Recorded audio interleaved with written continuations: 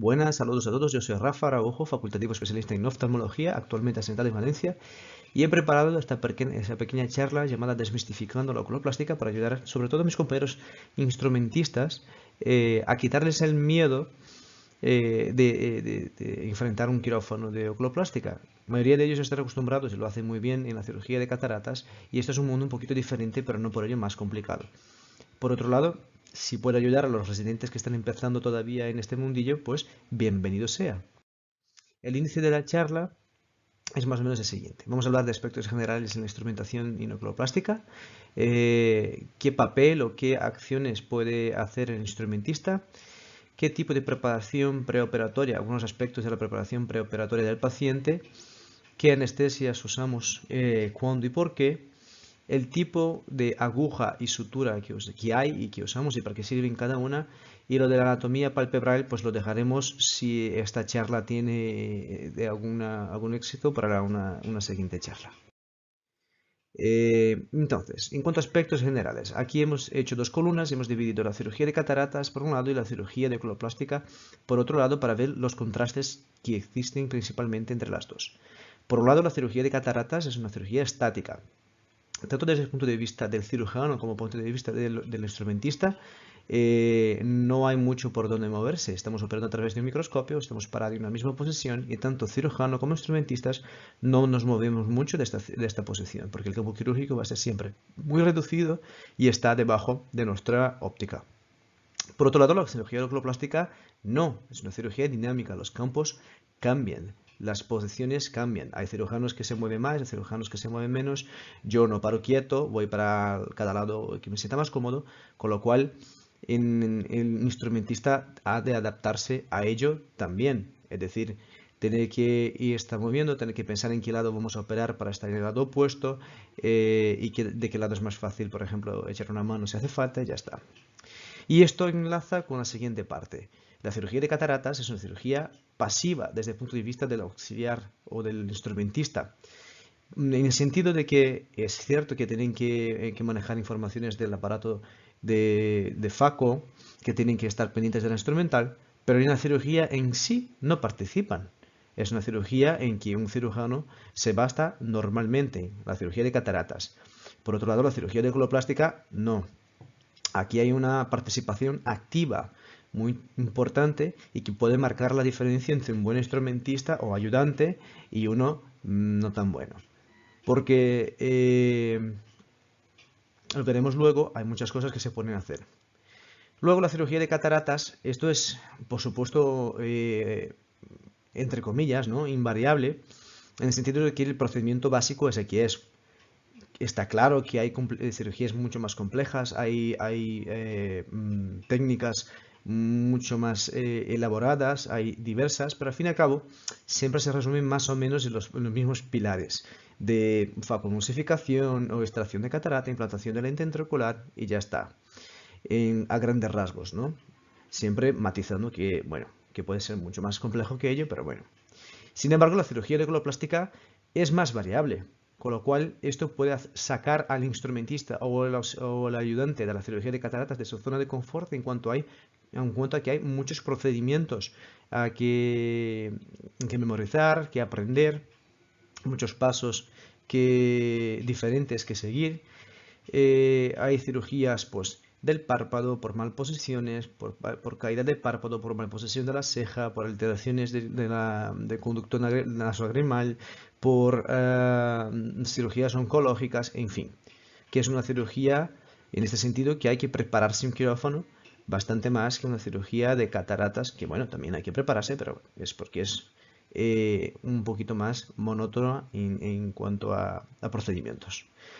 Y el último es un poco redundante con el inicial, con todo lo anterior, y es que es una cirugía conjunta a la de oculoplástica, en contraste a la cirugía de cataratas. La cirugía de cataratas es lo que habíamos dicho antes, es una cirugía que el cirujano normalmente se basta para llevar a cabo. Sin embargo, la cirugía de oculoplástica no. O se beneficia mucho de la ayuda activa del ayudante y muchas cosas que ahora veremos. Eh, Todo ello y lo que es un elo entre los dos pilares es que la instrumentación está basada en conocimientos de la técnica y es lo que hace un pelín más complicado en el tema de que la oculoplástica sea variable. Es decir, nosotros sabemos, el instrumentista, bueno, el dedicado, el que está haciendo su trabajo bien porque conoce perfectamente los pasos de la cirugía de cataratas y sabe darte el instrumental en el momento que necesita, el instrumental que necesita. Pues lo mismo en la otra cirugía, la cirugía oculoplástica también, con la diferencia que aquí pues igual usamos cosas más variopintas que en la cirugía de catarata, pero el fundamento es el mismo. Entonces, esto es una ilustración de un libro americano de cómo normalmente sería allí una, bueno, y como debería ser también aquí, una configuración en cuanto a personal y equipo de un general de un quirófano de oculoplástica. ¿Qué pasa? Que nosotros, en la mayoría de los casos, en la cirugía social, por lo menos en los principales centros que trabajamos, no tenemos al anestesiólogo in situ, no tenemos la enfermera circulante, no tenemos el cirujano ayudante. Entonces, cuando se dan estas circunstancias, que es en el contexto de esta charla es lo que pasa, la relación entre el cirujano y el ayudante, el enfermero o el instrumentista o el ayudante único que haya, si es el residente, es fundamental y el entendimiento entre ellos es fundamental. Y por eso es importante estas cosas que estamos hablando. Entonces, ¿y qué puede hacer el instrumentista en las cirugías de oculoplástica? Bueno, por ejemplo, ayudar a traccionar los tejidos. Las incisiones se hacen con mucho más precisión y se hacen con mucho más facilidad cuando los tejidos tienen buena tracción y la disección también. Auxiliar en la hemostasia.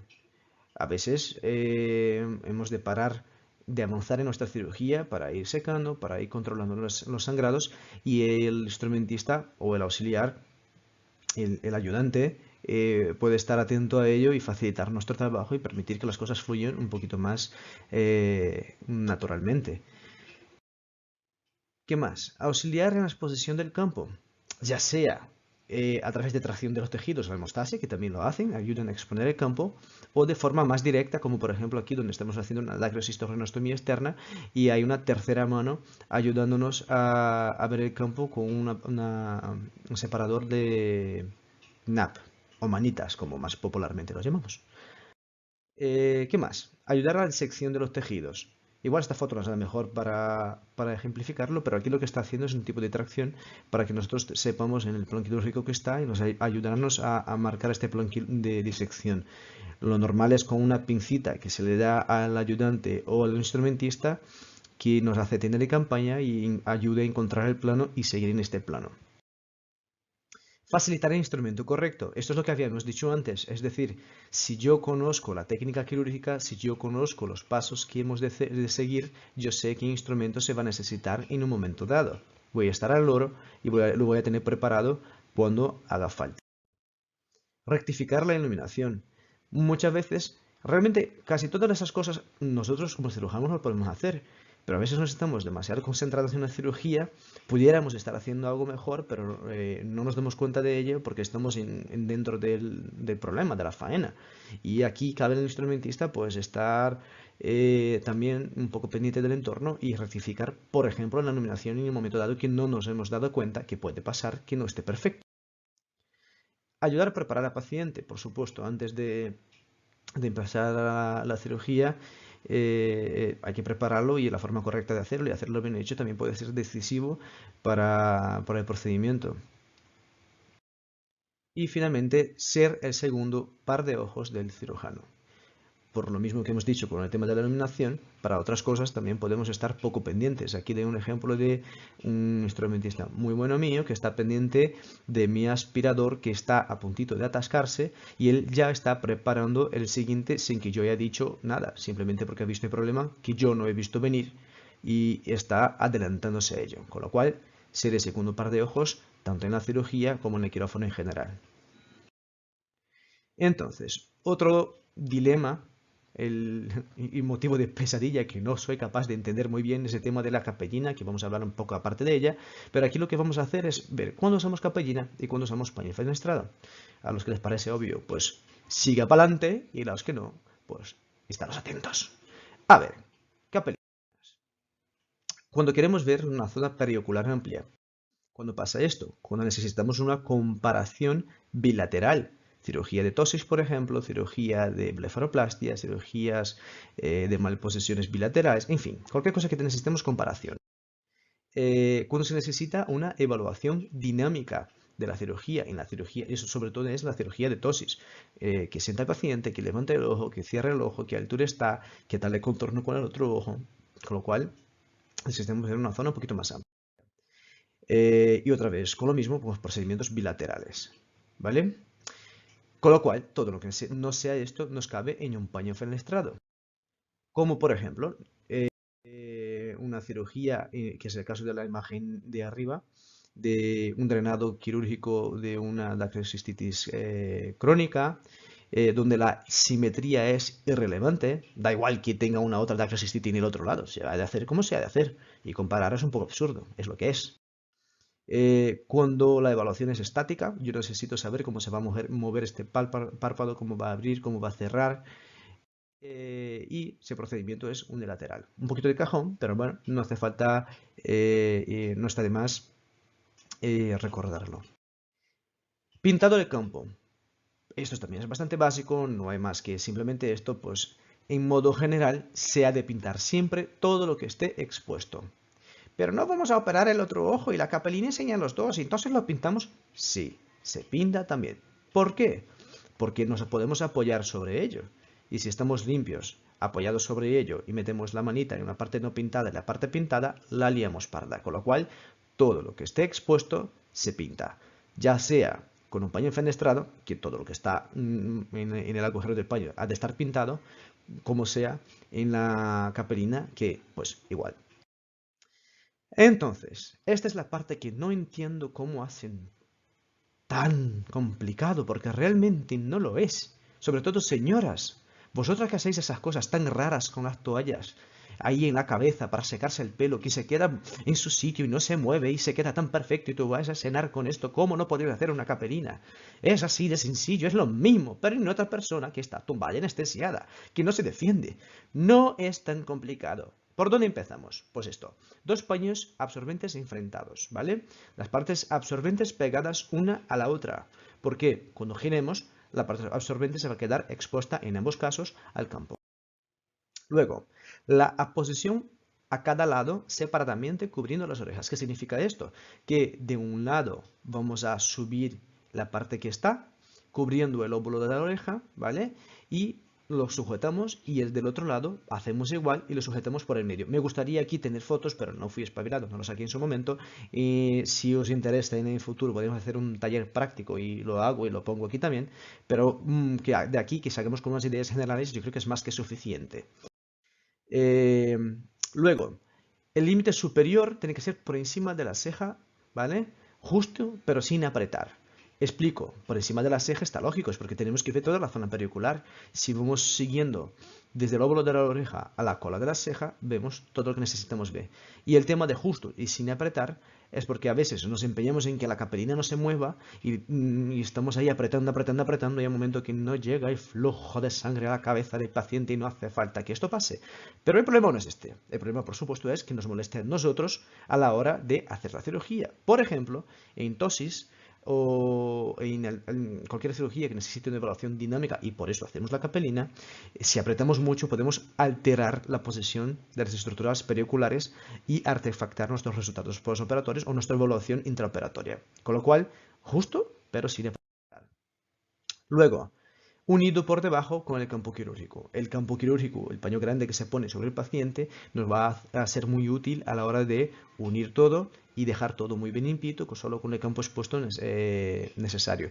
Y un pequeño truco aquí es que yo siempre digo a mis instrumentistas a empezar a hacer la capelina cuando el campo esté puesto, porque al momento de sujetarla usaréis el campo para ayudar a sellar todo y ya dejar todo terminado. Otra vez, me gustaría tener las imágenes. Es cierto que igual con las letras solo no es suficiente. Ideas generales en estar. Si hay interés, pues hacemos un taller práctico con imágenes, vídeos y lo que haga falta. Luego, el fijarlo sobre el paciente de los paños con adhesivo o mosquito. Al gusto del consumidor, lo que tenga uno disponible es igual. Lo que hay que hacer es que no se mueva aquello. ¿Cómo lo hacemos nosotros normalmente? Yo particularmente prefiero el Pegaderm, que es el parche este como una pegatina que permite fijar el campo, la capelina y un trocito de la piel de la mejilla del paciente todo junto y así no se mueve para nada. Bueno, practica lo que dije yo, no vamos a hacer ahora, pero si interesa en un segundo momento, ¿por qué no? Anestesia preoperatoria.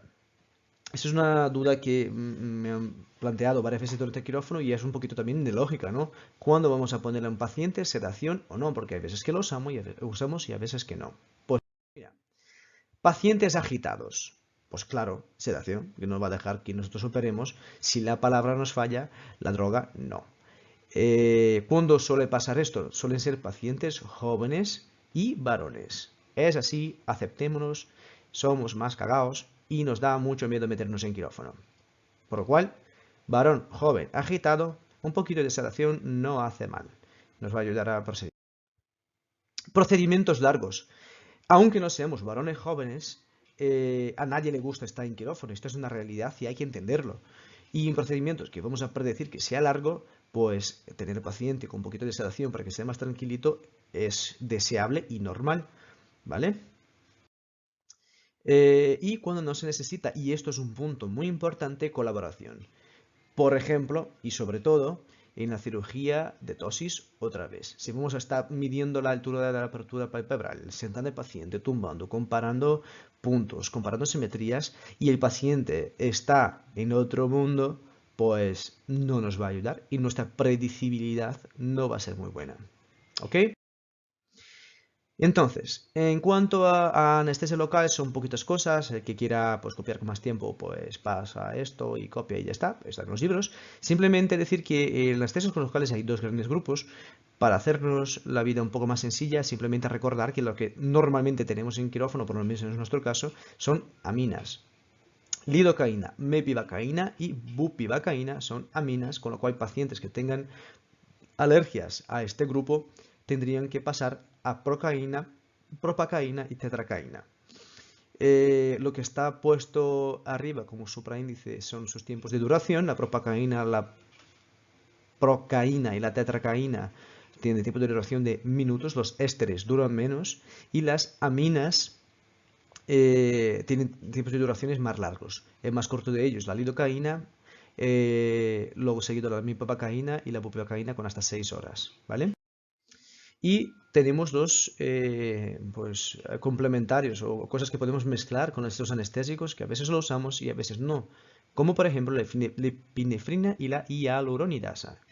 ¿Por qué lo ponemos? Bueno, la epinefrina lo que hace es ayudarnos a la hemostasia y la madre mía, eso es un trabalenguas. Hialuronidasa lo que hace es, pues esto, clivar las moléculas de ácido hialurónico y permitir que el anestésico difunda mejor en los tejidos. En ambas circunstancias lo que estamos haciendo es provocar un aumento del tiempo de efecto de la anestesia, ya sea porque hay menos sangre por la zona que lave el anestésico o porque permitamos mejor la difusión de este anestésico por los tejidos a través del uso de la hialuronidasa. Caso particular en que la epinefrina no nos es de ayuda es nuevamente en la cirugía de tosis. ¿Por qué? Pues porque la epinefrina es un agonista adrenérgico que lo que hace es activar la función del músculo de Müller.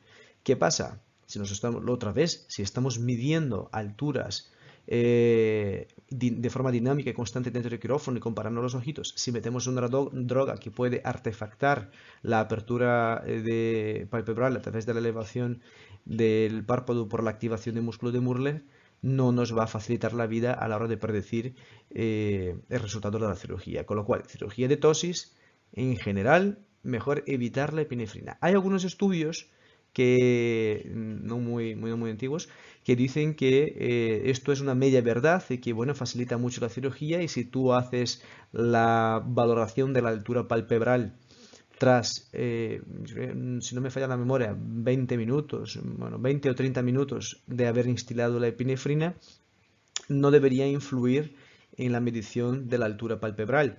En mi caso en particular, yo noté mucha diferencia cuando dejé de usarla, que lo usaba a la raíz de este estudio. Prefiero hacerlo sin ella, a pesar de que la cirugía sea un pelín más molesta, porque la predecibilidad en mi caso es más alta y normalmente se evita por ello. Luego hay una tercera cosa que no lo pone aquí y es el bicarbonato. Pues mira, los anestésicos son ácidos, ¿vale? Tiene un pH un poquito ácido y es el motivo por el que molesta un montón cuando se infunde el paciente. Por eso la infusión se ha de hacer primero de forma muy paulatina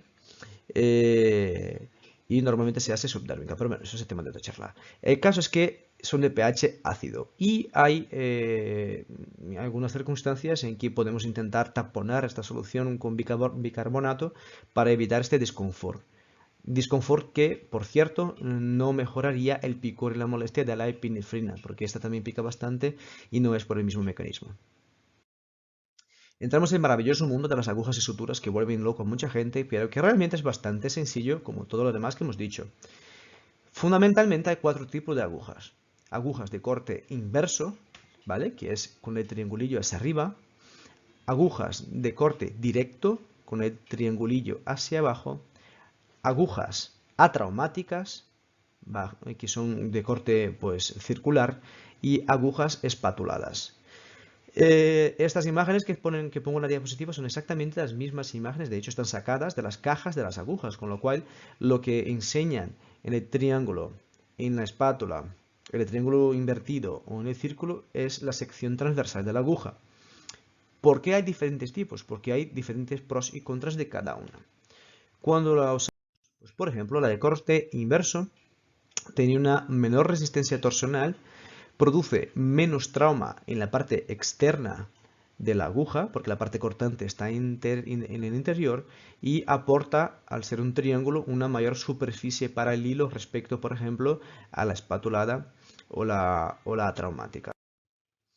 La de corte directo es similar en el sentido de que tiene poca resistencia torsional. La resistencia torsional es cuando uno tiene resistencia al avanzar la aguja por los tejidos, puede rectificarla por alterar su forma. Pues en las de corte inverso y directo esto es más fácil. Es menos traumática por la parte interna, donde está la base, ¿vale?, de la aguja, y pues presenta mayor superficie para la sutura, para el hilo, por lo mismo que hemos dicho antes, por el perfil que tiene. ¿Y cuándo vamos a usar una espatulada? ¿O qué ventajas tiene una espatulada? Primero, que tiene pues perdona, me he equivocado. Las de corte directo inverso son las que tienen mayor resistencia torsional. Es mucho más difícil doblar el triángulo que doblar una espátula, ¿vale? Que tienen menor resistencia torsional, y cuando se usan, cuando necesitemos un control de la profundidad. Al ser cortante o hacia adentro o hacia afuera, nos podemos ir de profundidad o de plano a la hora de suturar con más facilidad porque hay una superficie que está cortando. Sin embargo, la espatulada, una vez se entra, ni por arriba ni por abajo va a permitir cambiar de plano, con lo cual hay un control de la profundidad bastante mejor. ¿Qué situaciones esto puede ser especialmente importante? Por ejemplo, cuando pasamos suturas por el tarso, que no queremos que esta sutura sea transficciante. Entonces, pues ahí a la espatulada es mejor. Otro ejemplo, en la cirugía de retina, en los puntos esclerales, que no queremos que tengan vitriorragias al dar el punto. Es muy importante que se mantenga solo en la esclera. Pues esto, pues espatulada. ¿Por qué? Porque hay una parte que protege por superior y una parte que protege por interior y corta por laterales. Finalmente tenemos una aguja, que es la aguja atraumática, cuya sección es cilíndrica, perdona, es un círculo y tiene muy alta resistencia. Sabemos que las circunferencias no tienen ángulos que puedan acumular tensión, con lo cual aguanta mucho más las fuerzas que se aplican sobre ello. Como su nombre indica, genera menos trauma alrededor de los tejidos y al generar menos trauma producir una menor cantidad de hemorragias. Se suele usar menos estas en oculoplástica Yo personalmente la uso especialmente en la sutura de anclado de las tiras tarsales, pero básicamente porque es del tipo de aguja que necesitamos, la única disponible en nuestro stock. Pero bueno, lo importante es saber esto. Lo que está en la imagen de las cajas es la sección transversal. Cuando pedimos un corte directo, nos referimos a esta por estas cosas. Cuando nos referimos al corte inverso, queremos decir esta por estas cosas y las espatuladas por estas cosas. ¿Ok? Seguimos. Otro follón. Tamaño de las agujas. Un octavo, 2 medios, 3 cuartos. Pues es una pizza. Simplemente estamos partiendo una circunferencia en proporciones, en trocitos. Una aguja de un cuarto corresponde a un cuarto de la circunferencia. ¿Cuándo la usamos? Suturas piel, planos musculares superficiales, en fin, suturas en que hay mucho espacio para dar la vuelta porque la curvatura no es muy grande. 3 octavos. Seguimos avanzando en la pizza. También para suturar piel y un plano muscular quizás intermedio. Por ejemplo, el cierre del plano muscular en las suturas del auricular en la cricistorrinostomía externa. La de un medio, pues cuando queremos anclar planos mucho más profundos, como por ejemplo el anclado de las tiras tarsales, que tenemos que ir muy por detrás en la órbita, muy por detrás, vamos, tenemos que ir por dentro del reborde orbitario, o en las suturas de los flaps o anteriores o posteriores en la cricistorrinostomía externa también. Finalmente, las suturas pueden ser permanentes o reabsorbibles. Las permanentes están compuestas por polímeros sintéticos y por definición mantienen un 80% de su fuerza ténsil a los 6 meses de haberse dado. Las principales son polipropileno, nylon y seda. Provocan menos inflamación que las reabsorbibles y se suele usar para suturas externas o estructurales. ¿Qué quiero decir con estructurales? Suturas de las cuales depende el resultado quirúrgico de una cirugía. Por ejemplo, otra vez la tira tarsal. Yo suelo usar el prolene para anclar las tiras tarsales. Prefiero que sea un punto no reabsorbible y que mantenga la fuerza ténsil el máximo de tiempo necesario porque de este punto depende la cirugía. Otro ejemplo, el avance de la polineurosis del elevador. Si perdemos la fuerza ténsil del punto que avanza nuestra aponeurosis, perdemos la cirugía o podemos alterarla mucho, con lo cual prefiero garantizar que esté lo máximo de tiempo posible.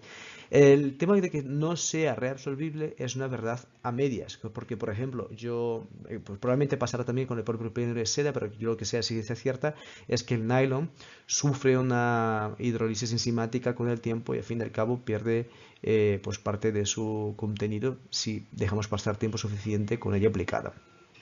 Por otra parte tenemos las suturas reabsorbibles que están hechas de compuestos orgánicos que pierden la fuerza tensional, un 80% de su fuerza tensional en menos de 60 días. Las más frecuentes son la poligalactina, el ácido poliglicólico, la poliglitona, el GUT. Bueno, el GUT es simplemente tripa. Provocan mayor inflamación tisular, por esto son reabsorbibles a expensas de generar una inflamación que las va a hidrolizar y a reabsorber. Y suelen ser usados para suturas no estructurales. Esto es un poco entre comillas porque realmente se pueden hacer las suturas que yo comenté anteriormente con reabsorbibles, pero bueno, yo personalmente prefiero no usarlas por las razones que yo he expuesto. Y para suturas que son enterradas y que uno no va a tener que volver a sacar, pues también, por ejemplo, las suturas que se hacen en los retractores en el procedimiento de Jones, o las suturas conjuntivales una vez accedes a una blefaroplastia inferior, que no vas a volver a por ella para sacarlas, pues que sean reabsorbibles. A su vez, tanto la permanente como la reabsorbible pueden ser mono o multifilamento. ¿Y qué ventajas tiene una frente a la otra? Monofilamento presenta menor resistencia al paso de los tejidos, no tiene esta superficie rugosa, con lo cual el pasar las suturas es mucho más fácil, con lo cual producen menos trauma. Si uno tiene una superficie más rugosa, realmente esta superficie es abrasiva y el pase con tensión de un lado al otro a través del tejido lo puede cortar, que es lo que se llama en inglés el cheese wiring, ¿no? Es como cortar queso con un hilo. Hay menores probabilidades de infección porque entre la irregularidad de esta superficie se pueden acumular bichillos que luego hacen infecciones, pero tienen un manejo más difícil.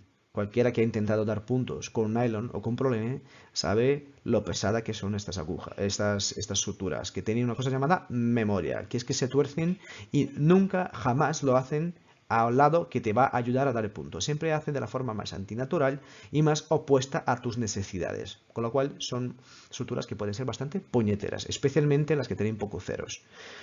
Por otro lado tenemos el multifilamento, cuyas principales características son: presenta mayor resistencia al paso de los tejidos porque esa superficie jugosa pues genera más fricción.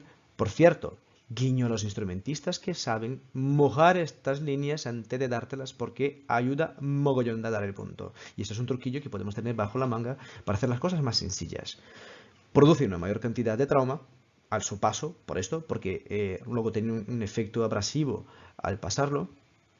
Tiene más probabilidad de infección, pero su manejo es más fácil. Al tener los filamentos dispuestos en múltiples direcciones, no tienen una tendencia a inclinarse a un lado u otro, o en el caso de los monofilamentos, solo al lado que a ti no te conviene. En resumen, las suturas podemos tenerlas permanentes, reabsorbibles, que sean mono o multifilamento, y en ambos casos que sean naturales o sintéticas, y en ambos casos. Las principales de las naturales e reabsorbibles son la tripa, el gut, se llama gut, el cat gut, por ejemplo, es una marca, y las sintéticas, todas las demás. El Bricril, por ejemplo, en fin. Y las permanentes tenemos por un lado la seda como la única representante de este grupo de la natural, y las sintéticas que son todos los polímeros que hemos dicho anteriormente como el polipropileno, el nylon, etc. Bueno, muchas gracias por aguantar el tostón, espero que os haya sido útil la charla, de forma amena de pasar estos conceptos que tampoco son pues muy complejos. Si tenéis alguna duda, pregunta, ruego, lo que sea, lo podéis poner en comentarios o mandar un correo a canaloftalmológica@gmail.com, así como también proponer nuevos temas que os sean de interés.